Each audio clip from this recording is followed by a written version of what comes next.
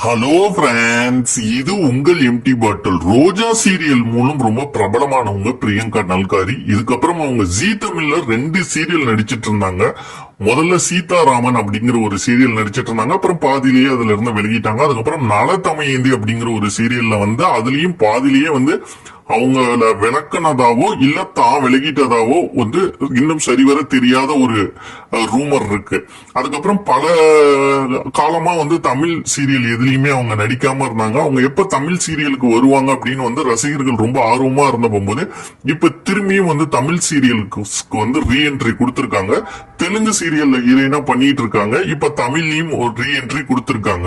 கலைஞர் டிவில ஒளிபரப்பு செய்யப்பட்டு வரும் கௌரி அப்படிங்கிற ஒரு சீரியல்ல இனிமேல் இவங்க தான் லீட் ரோல் பண்ண போறாங்க. இந்த சீரியல் புது சீரியல்லாம் இல்ல, ஆல்ரெடி சில காலமா கிட்டத்தட்ட 2 ஆண்டு காலமா ஓடிட்டு இருக்கு அப்படின்னு சொல்லி நான் நினைக்கிறேன். அந்த சீரியலோட நியூ என்ட்ரியா மட்டும் இல்லாம அந்த சீரியலோட மெயின் லீடாவும் பிரியங்கா நல்காரி நடிக்க தொடங்கிட்டாங்க. இது அவங்களோட ரசிகர்களுக்கு ஒரு சந்தோஷத்தை ஏற்படுத்தி இருக்கு.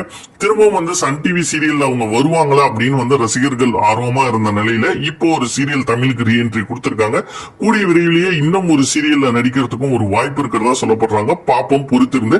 பிரியங்கா நல்காரியோட இந்த ரீஎன்ட்ரி உங்களுக்கு சந்தோஷத்தை கொடுத்திருந்தா மறக்காம இந்த வீடியோ லைக் பண்ணுங்க, ஷேர் பண்ணுங்க, கமெண்ட் பண்ணுங்க. நம்ம சேனலை சப்ஸ்கிரைப் பண்ணுங்க. நன்றி.